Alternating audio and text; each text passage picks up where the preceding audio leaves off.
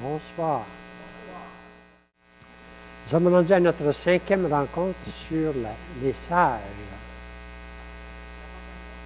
L'avant-dernière. En tout cas, il n'y a pas grand monde qui connaisse les sages dans la Bible, même vous autres. Les livres de sagesse. J'ai oublié ma grande carte, mais vous avez les vôtres ici, alors vous voyez quand même. On est toujours dans le courant sagesse. Alors, vous vous souvenez qu'il y a le courant de la loi en haut. Il y a le courant de l'histoire sainte, les rois, puis tout ça, l'histoire. Il y a le courant des prophètes et le courant des sages. Alors, nous sommes rendus au 5e sage, avec ce qu'on appelle le siracide ou l'ecclésiastique. Alors, Ben Sira, le fils de Sira. Ben Sira. Pardon? C'est le fils. Le petit-fils, il l'a traduit. Mais celui qui l'a écrit, c'est le fils. C'est comme ça qu'il l'appelle. Alors, Sira, on ne le connaît pas. On connaît le fils de Sira. Mais on commence toujours par notre hymne à la sagesse. J'espère que vous la connaissez pas mal maintenant. Plus pure que le pur argent, plus précieuse qu'un trésor, tel est le prix de sa sagesse.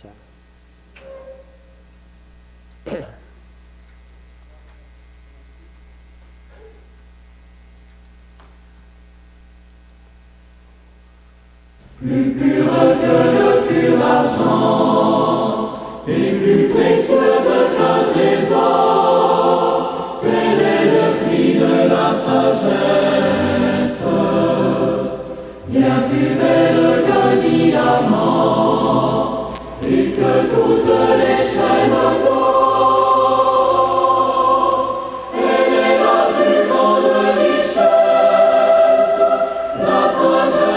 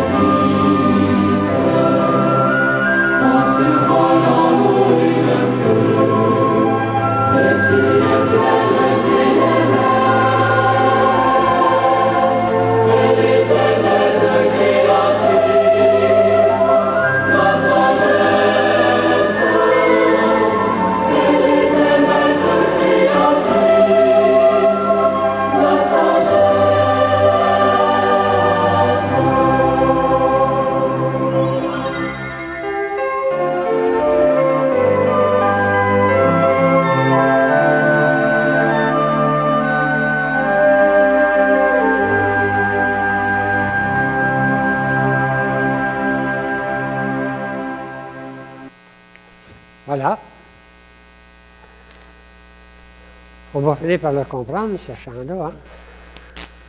Il y a toutes les allusions qu'il y a dedans. Et puis, on sent que quelqu'un qui a étudié, c'est un peu comme Littleton, qui avait étudié le texte de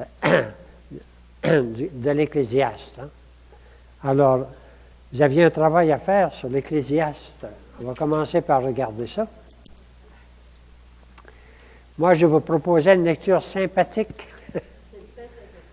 C'est-à-dire qu'à un moment, on avait l'impression que l'Ecclésiaste, c'est quelqu'un qui est découragé, puis c'est pas ça du tout. Hein?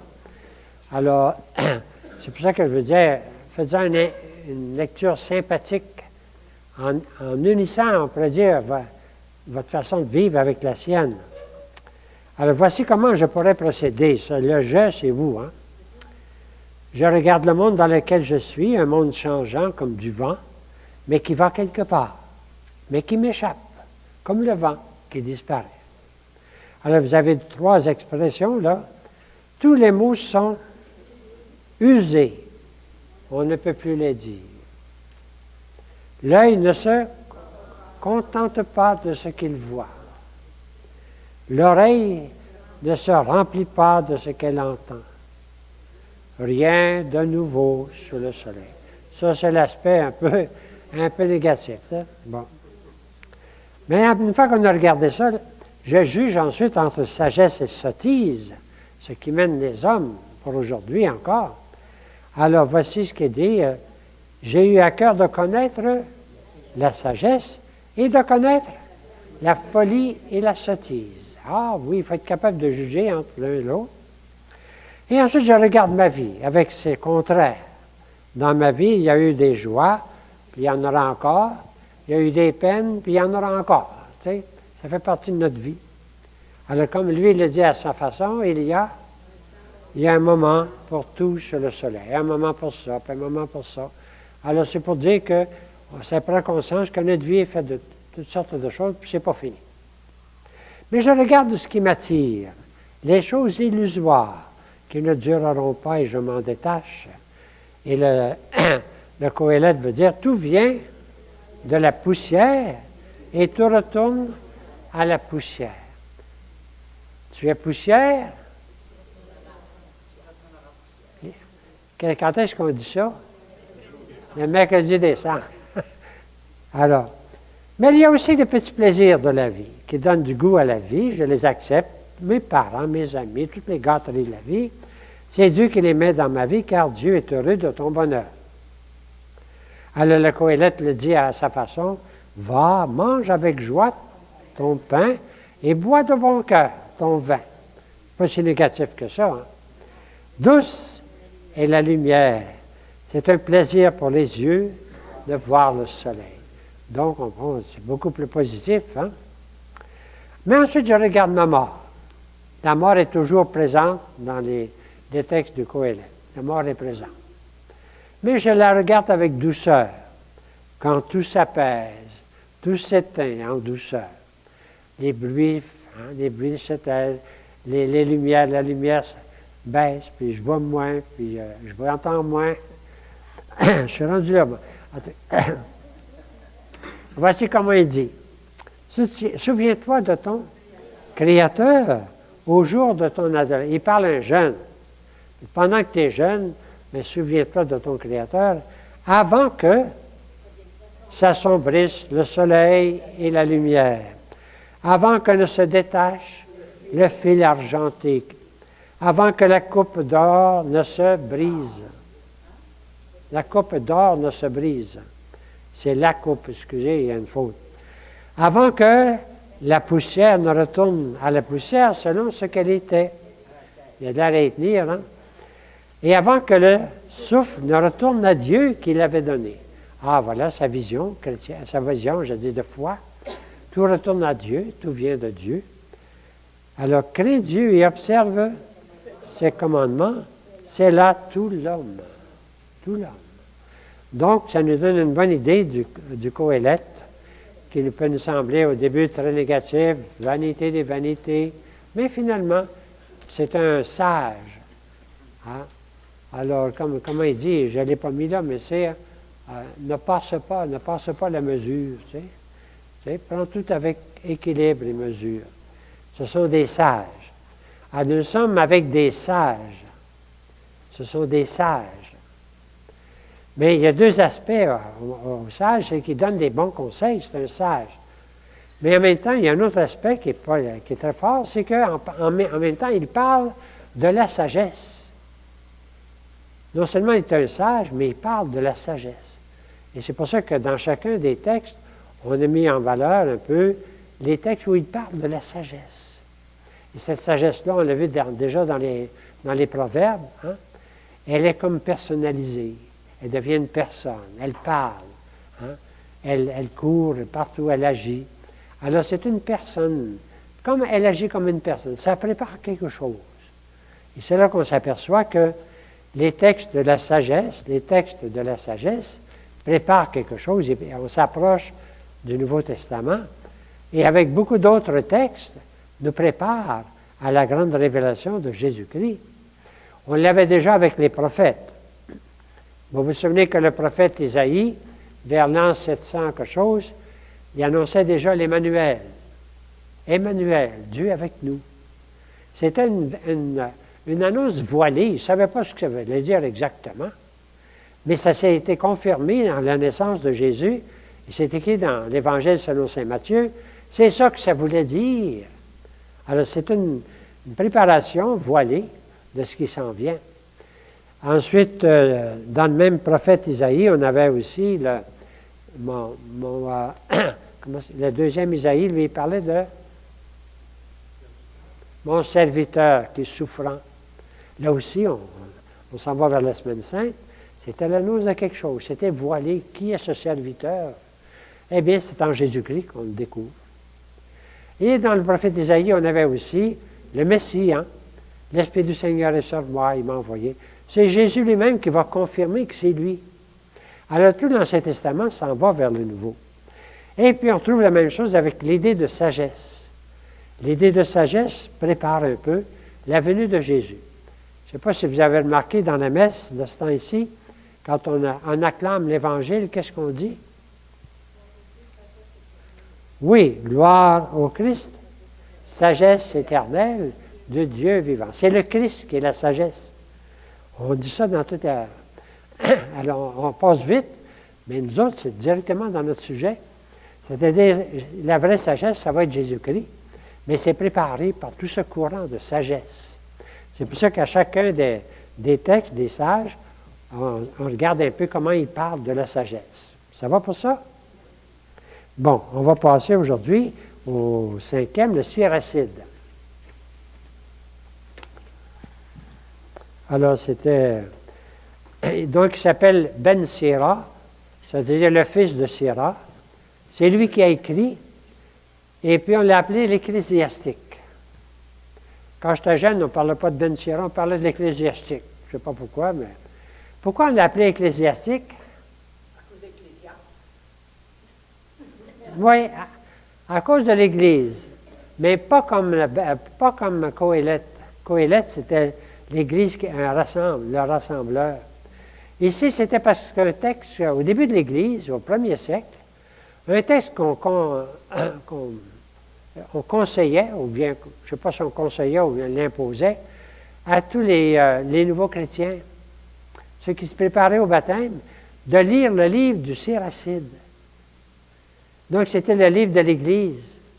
C'était le livre qui préparait les cœurs à entrer dans l'Église. C'est assez... Parce que c'est plein de conseils. Hein? C'est plein de conseils de toutes sortes. Alors, on trouvait que c'était un bon livre pour préparer la catéchèse des jeunes à l'école. On devrait faire ça encore aujourd'hui. Hein? Vous avez remarqué que c'est plein de conseils si vous l'avez regardé un petit peu. C'est un sage. Et lui aussi, comme les autres sages, il veut donner toutes sortes de conseils. C'est le livre le plus grand de tout l'Ancien Testament, pratiquement, avec la Genèse, si vous voulez. Là. Alors, c'est le livre le plus grand. Je pense que c'est 50 quelques chapitres. Alors, je vais lire simplement le titre en haut ici. Le texte est assez compliqué. Les spécialistes essayent d'analyser tout ça. c'est assez compliqué. Il a été écrit en hébreu, et puis il a été traduit en grec par son petit-neveu, petit-fils. Et puis il était perdu. On a perdu le texte hébreu. On n'avait plus rien que le texte grec. Puis ensuite, on a retrouvé une partie du texte hébreu jusqu'au 20e siècle. On trouve encore des petits extraits. Alors, c'est un texte qui est... On peut se fier au texte que dans la Bible. Notre Bible à nous autres. Mais si vous allez voir, il est à la fin. Hein? Il est juste avant Saint Matthieu. Il est deutérocanonique, c'est-à-dire qu'il n'a pas été accepté par les Juifs parce qu'il avait été en grec, il a été traduit en grec. Donc, les protestants ne l'ont pas accepté. Mais c'est belle valeur, nous autres, on accepte. C'est un livre extraordinaire. Non seulement on l'accepte, on le conseillait à tous les premiers chrétiens de le lire comme formation, surtout des jeunes, on pourrait dire. Donc, il a été composé en hébreu vers 180, c'est toujours la date, avant les Maccabées, avant la persécution, avant la révolte des Maccabées, parce qu'ils n'en parlent pas. Donc, on peut dire avant. Mais au 2e siècle, au début du 2e siècle. Et après Maccabée, puis après tout là, mais son neveu, son petit-fils, pas son neveu, son petit-fils s'est trouvé à Alexandrie. Et puis il a décidé de le traduire. Il a trouvé le texte. Puis il l'a trouvé tellement beau que les Juifs à Alexandrie ne connaissaient pas. Puis ils ne connaissaient pas tout le temps leur foi. Alors il a décidé de les traduire pour eux autres. À Alexandrie. On a un texte hébreu qui était perdu plus tard, puis retrouvé un petit peu. On a un texte grec qui est entré dans notre Bible, puis ensuite a été traduit en latin par Saint Jérôme. Un texte, puis là, on l'a en français. Mais les spécialistes, des fois, vous avez des notes, ça, ce mot-là, cette partie-là n'est pas dans le grec, ou n'est pas dans mais ça nous dépasse. C'est correct pour ça? Vous avez une préface extraordinaire dans la Tobe. Si vous ne l'avez pas lu, je vais vous la lire. C'est le livre de la Tobe qui le met quand même à la fin de l'Ancien Testament, parce que c'est un livre deutérocanonique. Eh bien, il le donne presque, comme on pourrait dire, presque en entier quand même, juste avant l'Évangile selon saint Matthieu. Alors, si le premier, c'est le petit-fils de l'auteur qui présente ça. C'est en dehors du texte, ce n'est pas numéroté comme le reste. Alors, beaucoup de grandes choses nous ont été transmises par la loi, les prophètes et ceux qui les ont suivis. Il faut à leur sujet, bon, il reste, il reste. C'est pourquoi mon grand-père, il parle de son grand-père, mon grand-père Jésus, qui s'était adonné par-dessus tout à la lecture de la loi, des prophètes et des autres livres de nos pères, qui avait acquis une grande maîtrise, fut amené à écrire lui aussi sur l'instruction et sur la sagesse, afin que ceux qui aiment le savoir, s'étant familiarisés avec ces sujets, progressent encore davantage dans la vie selon la loi. Donc, il nous exprime l'origine, le but de l'auteur. Alors, vous êtes donc invités à en faire la lecture avec bienveillance et attention. Et à montrer de l'indulgence s'il vous semble que lui-même, nous avons échoué, malgré tous nos efforts, à rendre certaines expressions. Traduire, ce n'est pas facile. Hein? Bon. C'est donc la 38e année du règne des Vergettes, qu'étant arrivé en Égypte et étant séjourné, j'ai trouvé un exemplaire de cette importante instruction. C'est le neveu, pas le neveu, c'est le petit-fils. J'ai jugé alors très nécessaire d'apporter moi-même quelques soins et quelques peines à traduire ce livre, et après avoir consacré beaucoup de veille, de science durant ce laps de temps, à mener à bien ce travail, de le publier à l'intention de ceux qui, à l'étranger, veulent être amis du savoir et conformer leurs mœurs à la vie selon la loi. On a l'origine, on a le but de l'auteur, puis on a le but aussi du traducteur, le petit-fils. Pardon? 1276. C'est juste avant le Nouveau Testament. Correct? D'ailleurs, je l'avais écrit ici sur la feuille. Correct? Je savais que ce n'est pas facile à trouver parce qu'il n'y a pas... Ah ben là, j'en ai sauté un petit bout. Alors, donc, c'est le petit-fils émigré en Égypte à Alexandrie, une ville grecque, Alexandrie, très grecque d'esprit, mais où il y avait toute une communauté de Juifs. On dit 200, 300 000, je ne sais pas. Et c'est pour les autres qu'il a traduit ce texte de son grand-père. Alors, le contexte, bien, Jérusalem est devenue une ville grecque, en pratique, avec des monuments pour les jeunes, tout ça. Comment est-ce qu'on appelle ça? On appelle pas ça le stade dans ce temps-là. On avait d'autres noms pour ça, là. Et puis, des écoles pour les jeunes, puis tout. L'esprit de la ville était très grec. Mais il y avait ceux qui résistaient. On les appelait les Hassidim. Il y en a encore aujourd'hui. Tu sais, ceux qui ont des couettes. Alors, il y avait ceux qui résistaient, puis il y en a ceux qui passaient. Hein, ils passaient beaucoup dans l'esprit grec. C'est-à-dire, avec le danger de perdre un peu leur foi. Alors donc, il y avait comme une lutte entre les deux.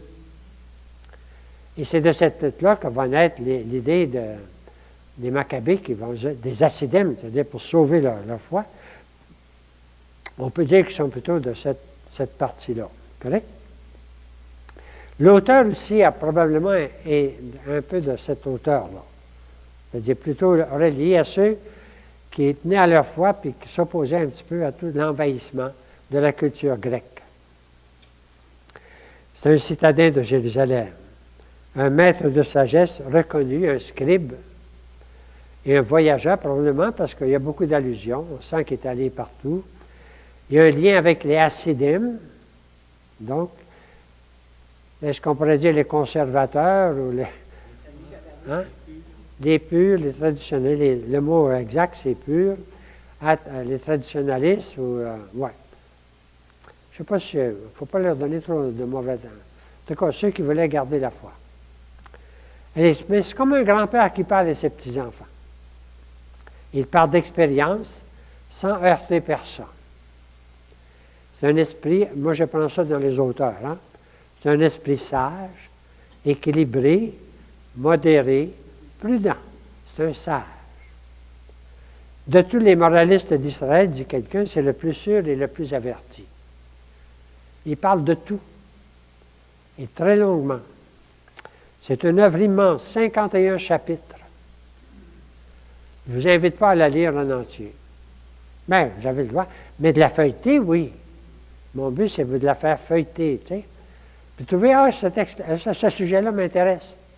Ah là, il parle des femmes ici. Ces bouts-là, vous ne l'aimerez peut-être pas. Il parle de ça, il parle de la paresse, il parle de tout. Il parle de tout. Alors peut-être qu'en feuilletant, vous arrêtez une place et dire, ah oui, tu sais.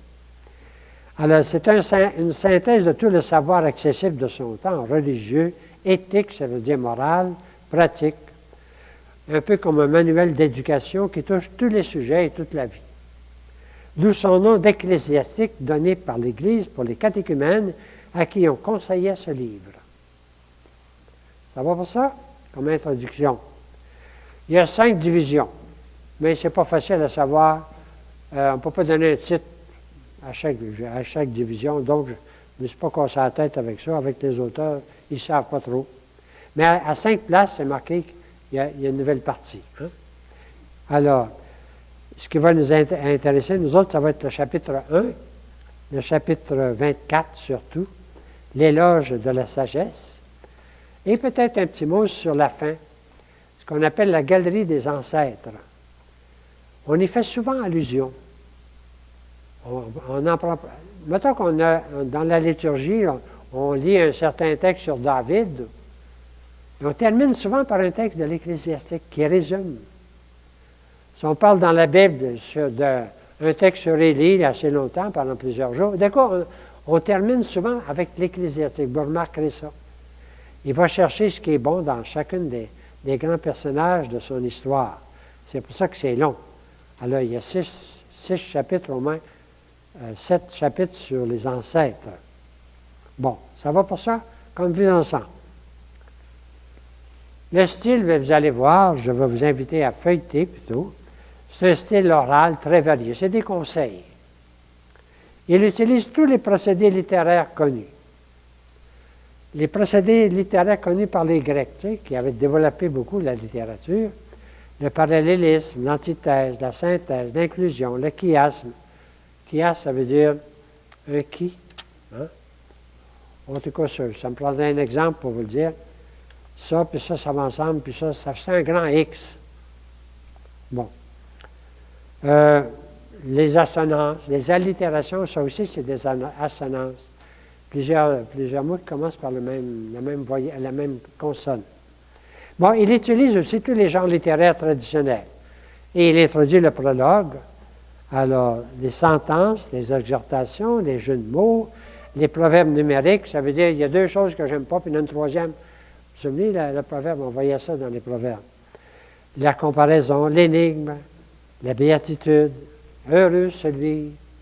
Il y en a partout, les béatitudes. Hein. Les menaces, malheureux, malheur à celui. La controverse. C'est-à-dire, il y a les deux opinions. Hein? Ou bien mieux vaut le portrait, le poème alphabétique, la prière, les proverbes. Ça vous dit un petit peu en quelques mots que c'est compliqué. C'est un livre riche de toutes sortes de choses. Et si on va plus loin, bien, il y a des sujets en particulier. Il va faire le portrait des amis. Qu'est-ce que c'est qu'un ami? Un bon ami et un mauvais. Hein? Le riche, la femme. En tout cas, il reste. J'en ai mis rien que trois, là, mais il y a des portraits. Et il y a des traits de caractère. L'avarice, la bêtise. C'est pas pour nous autres, ça, hein?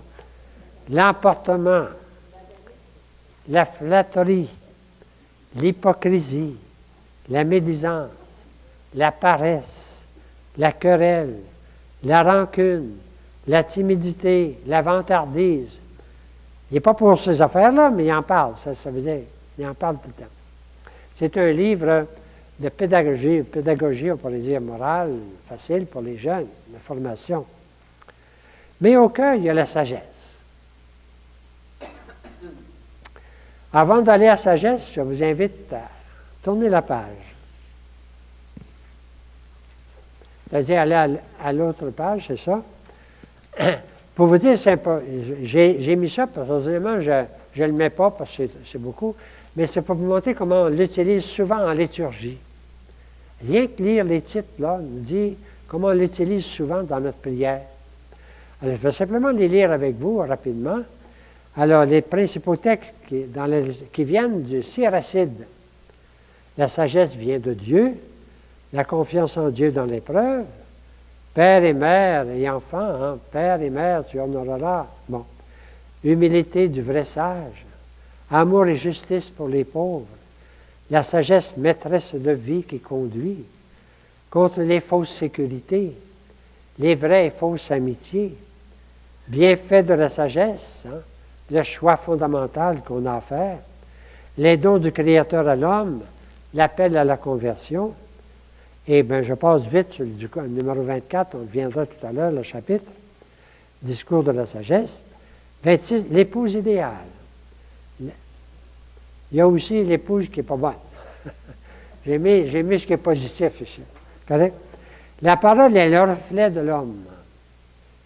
Pardonner pour être pardonné. On s'approche de l'Évangile. Hein? Le culte véritable est dans la vie. La prière pour son peuple prend pitié. C'est devenu notre prière. Hein? Celui qui s'applique à la sagesse devient maître. La création rend gloire à Dieu.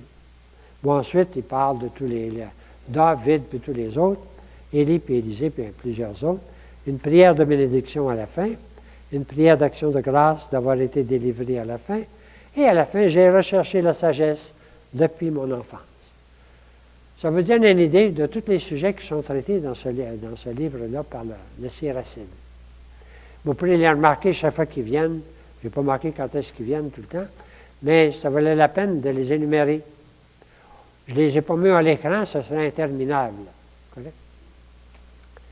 Alors, le dimanche, bien, le troisième dimanche, le dimanche de la Sainte Famille, on va prendre un texte sur honorer son père. Hein?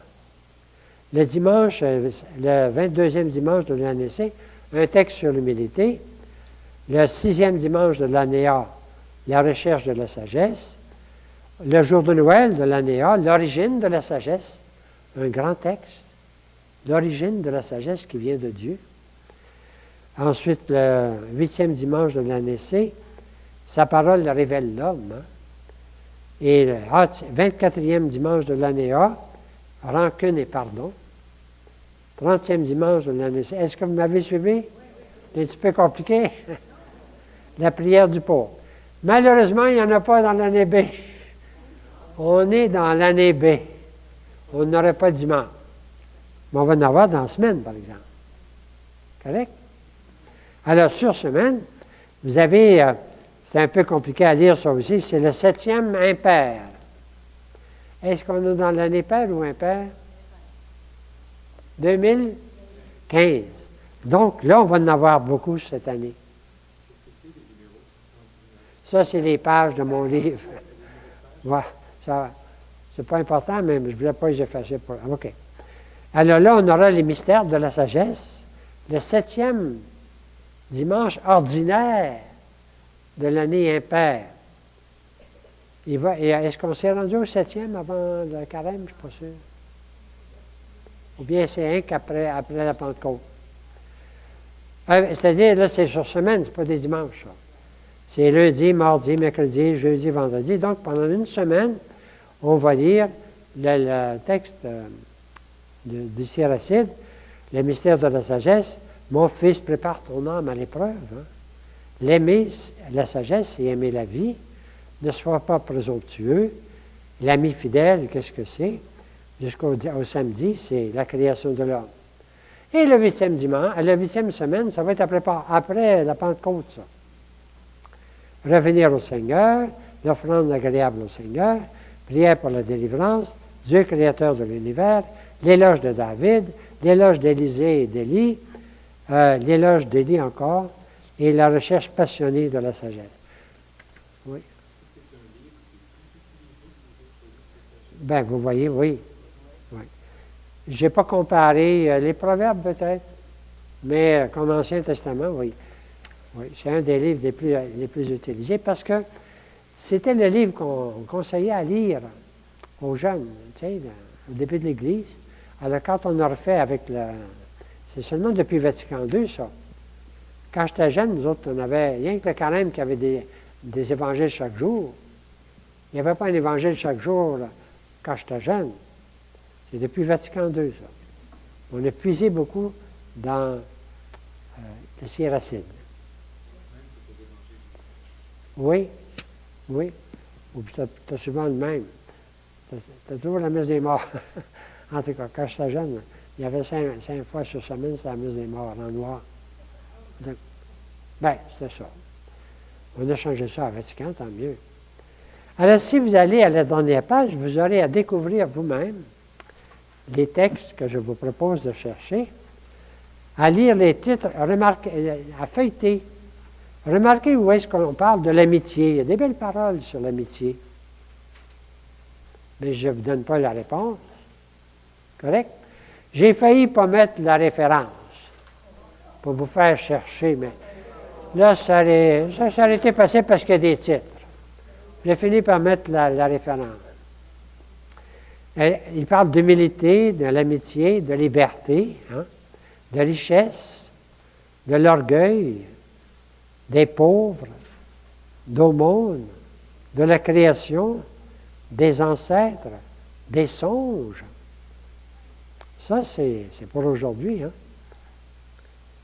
Ouais, c'est pour aujourd'hui, ceux qui suivent, qui orientent leur vie selon les songes. C'est une belle parole pour aujourd'hui. De maîtrise de soi, c'est pour aujourd'hui encore. Hein? De parler et de se taire, c'est encore pour aujourd'hui. De la paresse, hein? Et à la fin, ben, de la sagesse. J'ai mis à la fin des textes qui, pour moi, sont les principaux. Une fois qu'on a fait tout le tour de ça, je pense que vous avez une idée du livre du Siracide, sans l'avoir lu. Mon but, c'est de vous le faire feuilleter. Bon. Et là, on va arriver, bien évidemment, Je vais prendre sur la première page en bas ce qui est écrit là, sur la sagesse. De tous ces sujets, je vous disais, on va cueillir dans chacun des livres, pas seulement des conseils de sagesse, mais comment il parle de la sagesse, avec les proverbes, avec le Coëlette un peu, la sagesse inaccessible, et puis avec les autres, même avec Job, inaccessible. Mais là, avec un texte majeur ici, du Siracide 24. Alors, donc, est-ce qu'on peut remonter au milieu de la page? Au cœur, la sagesse. Vous me suivez? Ses appels, son action, comment la chercher. Et j'ai mis entre parenthèses l'évangile de Jean, puis même d'autres évangiles, parce que là, on peut mettre beaucoup de parallèles. C'est comme si Saint Jean, souvent quand il écrit, dans sa tête, il connaît beaucoup le Siracide. Et puis, on sent qu'il y a beaucoup de parallèles à faire. Pas rien qu'au niveau expression, mais au niveau pensée profonde. Jésus est la sagesse. Jésus exprime la sagesse personnifiée. Elle devient quelqu'un en Jésus-Christ, pour vrai. Alors, quand Saint Jean nous parle, au commencement était la parole. Mais il aurait pu dire, au commencement était la sagesse. Il aurait pu dire la même chose. Elle était auprès de Dieu, puis elle était tournée vers Dieu. Et par elle, tout a été fait.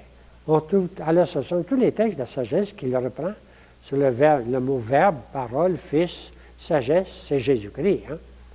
Alors, on sent qu'on est proche et qu'on prépare beaucoup le Nouveau Testament.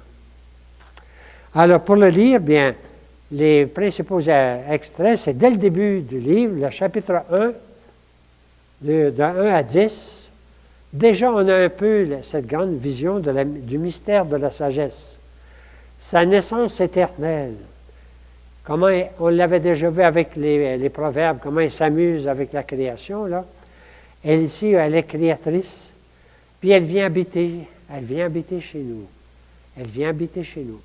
C'est pas l'incarnation directement, mais on dirait que ça prépare l'incarnation. C'est voilé, tu sais. C'est tout le temps les préparations voilées de ce qui va se produire en Jésus-Christ. Alors, la sagesse, le Dieu qui dit à la sagesse, hein, va en Israël, va en Jacob, va parmi les hommes. Eh bien, c'est toute la préparation du grand mystère de l'incarnation. On aura ensuite au chapitre 6, la recherche de la sagesse. Ça, c'est le Siracide qui parle, qui donne les conseils de comment chercher la sagesse. Et au chapitre 14, l'apprentissage de la sagesse. Ça se ressemble beaucoup les deux. Pour arriver au chapitre 24, l'éloge de la sagesse, c'est le grand chapitre. Et comme on dit, c'est le chapitre capital de tout le livre. Est-ce que ça va pour ça? On va en lire quelques extraits à l'écran. Je me suis découragé de mettre d'autres extraits à l'écran. Je les ai donnés sur la feuille plutôt. Mais les textes sur la sagesse, on peut les mettre à l'écran. Encore quelques minutes. Toute sagesse vient du Seigneur. Avec lui, elle demeure à jamais. On avait vu ça, la sagesse est auprès de Dieu. Elle est inaccessible, elle est auprès de Dieu. On avait déjà vu ça. Elle vient du Seigneur et avec lui, elle demeure à jamais. Au commencement était le Verbe, et le Verbe était auprès de Dieu, et le Verbe était en Dieu. La hauteur du ciel, la largeur de la terre, la profondeur de l'abîme, qui les explorera? C'est la sagesse. Il n'y a que la sagesse qui peut comprendre toute la création, la hauteur du ciel, la largeur de la terre, la profondeur de l'abîme. Il devrait avoir un accent circonflexe. Qui les explorera? Correct? Avant toute chose fut créée la sagesse. De toute éternité, l'intelligence prudente. C'est la sagesse. Avant toute chose, elle fut créée. On l'avait déjà vu ça avec les proverbes. Elle a été créée avant toute chose. Et la racine de la sagesse, à qui fut-elle révélée? Ses accomplissements, qui les connaît? Il y a toujours cet aspect, elle est inaccessible à l'homme. Elle dépasse. On est dans la sagesse qui vient de Dieu. Ce n'est pas la seule sagesse, ce n'est pas rien que la sagesse humaine là, qui est pleine de conseils. Il y a tout le temps, tout à coup, il y a une ouverture, une sagesse qui vient de Dieu, qui dépasse tout. Un seul est sage, très redoutable, celui qui siège sur son trône, c'est le Créateur. Le Seigneur lui-même l'a créé. Il l'a vu et mesuré. Il l'a répandu sur toutes ses œuvres. En toute chair, selon sa largesse, il l'a accordé à ceux qui l'aiment, lui. Belle vision de la sagesse. Il l'a créé, il l'a mesuré, il l'a répandu, et puis il l'a accordé à ceux qui l'aiment, lui. Une grande vision de la sagesse, c'est très belle, qui vient de Dieu. Ça va?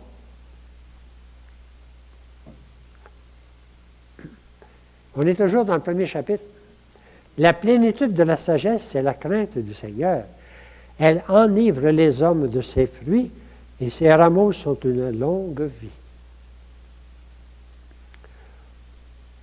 Bon, c'était le premier chapitre déjà qui nous donne une grande vision. Ici, je l'ai résumé en quelques mots. Sa naissance éternelle, créatrice, puis créatrice, créature, on devrait dire, de Dieu, habitant chez nous. On va le retrouver un petit peu plus tard. Donc, son livre commence par ça. Il commence par nous parler de la grande sagesse. Vous pourrez avoir souvent l'impression, en lisant le Siracide, que la sagesse, c'est l'esprit. C'est le Saint-Esprit. Les deux, on pourrait dire, c'est aussi souvent le Saint-Esprit. Mais nous autres, on sait qu'en Dieu, il y a trois personnes. Il y a le Père, le Fils et l'Esprit, puis ils sont unis. Mais il n'y a rien que le Fils qui va s'incarner. Hein? Mais l'Esprit va être donné à tout le monde. Mais cet Esprit, c'est l'Esprit de Jésus-Christ. Donc, alors c'est pour ça qu'il y a beaucoup d'éléments de la sagesse qui nous font parler, nous penser beaucoup à l'Esprit, les dons de l'Esprit. On va voir les fruits que donne la sagesse. Ce n'est pas des contradictions, c'est des visions complémentaires. Ça va? Comment rechercher la sagesse? La sagesse exalte ses fils et prend soin de ceux qui la recherchent. L'idée de rechercher la sagesse. C'est un sage qui parle. Il voudrait qu'on cherche la sagesse. L'aimer, c'est aimer la vie. Et ceux qui se lèvent de bon matin pour elle seront remplis de joie. Ailleurs, c'est écrit, ils vont la retrouver à leur porte. Écoute, mon fils. Là, on est rendu au chapitre 6. Et reçois mon avis et ne rejette pas mon conseil. Va à elle de toute ton âme et de toute ta force, garde ses voies. Suis-la à la piste et recherche-la. Elle se fera connaître de toi et quand tu l'auras saisie, ne la lâche pas.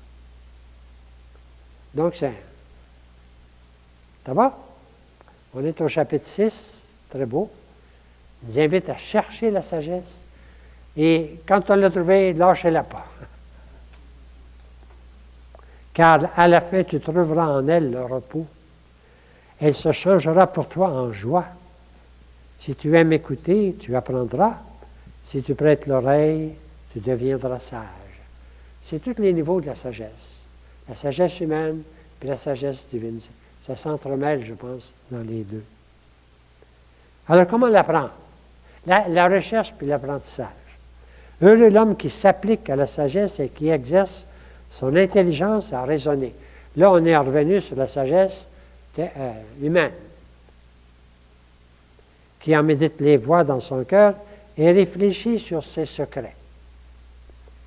Alors, ça va? On va arrêter là quelques minutes. Parce qu'ensuite, on tombe sur le chapitre 24. Des hommes ont dominé, chefs du peuple par leur conseil. Ils inventaient des chants mélodieux, c'est David. Hein? Ils écrivaient des récits poétiques. Abraham, Isaac, Jacob, j'ai juste énuméré quelques-uns. Moïse, Aaron, José, Samuel, David, Salomon, Élie et Élisée. Tout le monde y passe. C'est la galerie des ancêtres. Et maintenant, ça se termine. Bénissez le Dieu de l'univers, qu'il nous donne la joie du cœur, que sa miséricorde demeure fidèlement avec nous. Amen. C'est un livre un peu spécial. Il n'y en a pas deux pareils. C'est notre quatrième, quatrième. Les Proverbes, Job, l'Ecclésiaste, l'Ecclésiastique, c'est le quatrième. Et il nous reste le plus beau, c'est le livre de la sagesse. En tout cas, moi je le trouve le plus beau, encore plus proche de nous autres. C'est la prochaine fois. Alors, je vous propose d'en écouter un extrait. C'est l'extrait que j'ai mis là pour que vous l'ayez sous les yeux, plutôt que de le mettre sur l'écran. Et il va être récité par le père Réalogue, c'est un de nos confrères qui est décédé. Mais ça nous permet de revivre puis relire tout cet extrait. C'est extrait de L'amour de la sagesse éternelle du Père de Montfort, le numéro 20 à 28, je pense. C'est pas vraiment 20, c'est 20-21, mais en tout cas, ça va. Ça commence par une introduction que vous n'avez pas sur la feuille. Le Père de Montfort dit je ne veux pas mêler mes paroles à celles de la Bible. Et lui, il se donne la peine de citer complètement des grandes pages de la Bible dans son livre. Ce n'est pas sa parole. C'est la parole de Dieu. C'est la parole de la Bible. Alors, il n'a pas peur de la citer à longueur de page. Quand j'étais jeune, je me disais, il fallait que citer avant que je comprenne qu'est-ce qu'il faisait. C'est dans le livre de Montfort, tel quel. Oui, dans la traduction de son temps, correct? Et, oui, traduction du 17e siècle, 18e siècle, on pourrait dire plutôt. Et c'est proche quand même de la traduction de la Bible. Et c'est très proche, mais j'ai mis le texte du Père de Montfort, qui est le texte à peu près de la Bible telle quelle. Il va le dire au début. Je ne veux pas mêler mes paroles à celles de la parole de la Bible. Ça va, Philippe?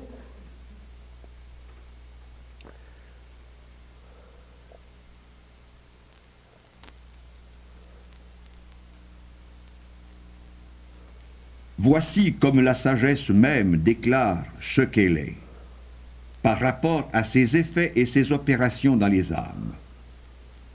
Je ne mêlerai point mes petites paroles avec les siennes, de peur d'en diminuer l'éclat et la sublimité. C'est dans le chapitre 24 de l'Ecclésiastique. La sagesse se louera elle-même, elle s'honorera dans le Seigneur, et elle se glorifiera au milieu de son peuple. Elle ouvrira sa bouche dans les assemblées du Très-Haut, et elle se glorifiera dans les armées du Seigneur. Elle sera élevée au milieu de son peuple, et elle sera admirée dans l'assemblée de tous les saints. Elle recevra des louanges parmi la multitude des élus, et elle sera bénie de ceux qui seront bénis de Dieu.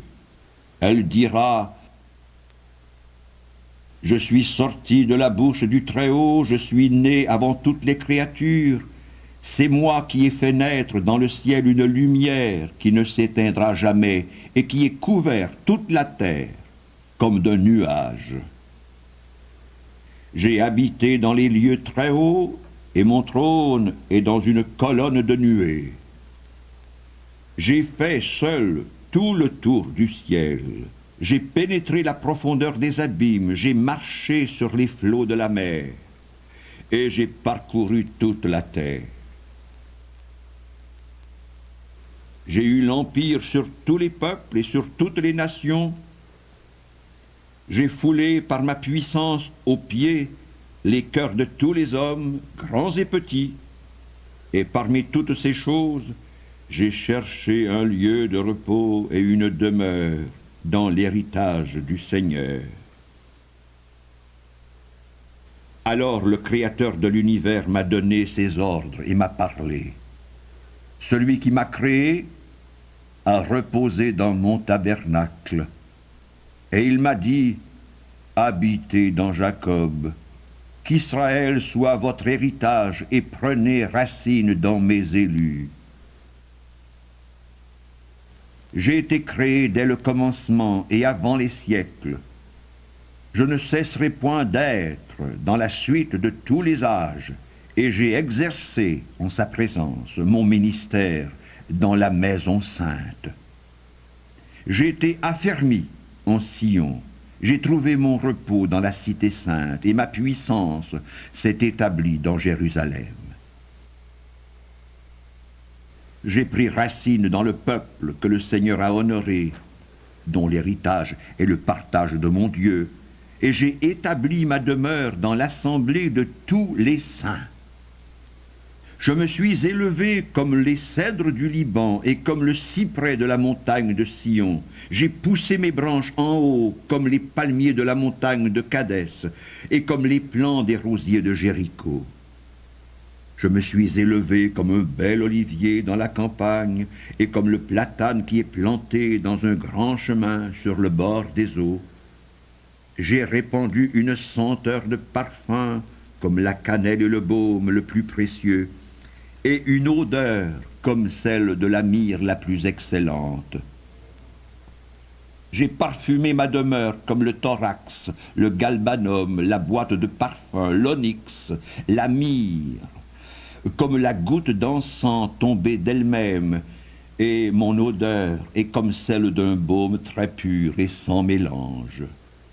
J'ai étendu mes branches comme un térébinthe, et mes branches sont des branches d'honneur et de grâce. J'ai poussé des fleurs d'une agréable odeur, comme la vigne, et mes fleurs sont des fruits de gloire et d'abondance. Je suis la mère du pur amour, de la crainte et de la science, et de l'espérance sainte. En moi est toute la grâce de la voix et de la vérité. En moi est toute l'espérance de la vie et de la vertu. Venez à moi, vous qui me désirez avec ardeur, et remplissez-vous des fruits que je porte. Car mon esprit est plus doux que le miel, et mon héritage surpasse en douceur le miel le plus excellent. La mémoire de mon nom passera dans la suite de tous les siècles. Ceux qui me mangent auront encore faim, et ceux qui me boivent auront encore soif. Celui qui m'écoute ne sera point confondu, et ceux qui agissent en moi ne pécheront point. Ceux qui me font connaître auront la vie éternelle. Tout ceci est dans le livre de vie, l'alliance du Très-Haut et la connaissance de la vérité.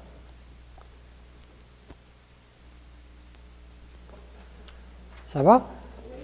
Alors, votre travail, bien, c'est votre feuilleté. Trouvez le titre que vous aimez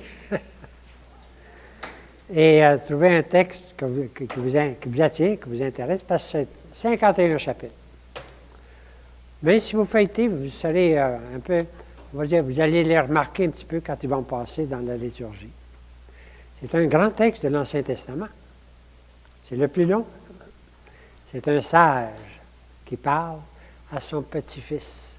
Et c'est le petit-fils qui le traduit pour son grand-père qui n'est plus là. Alors, à la prochaine.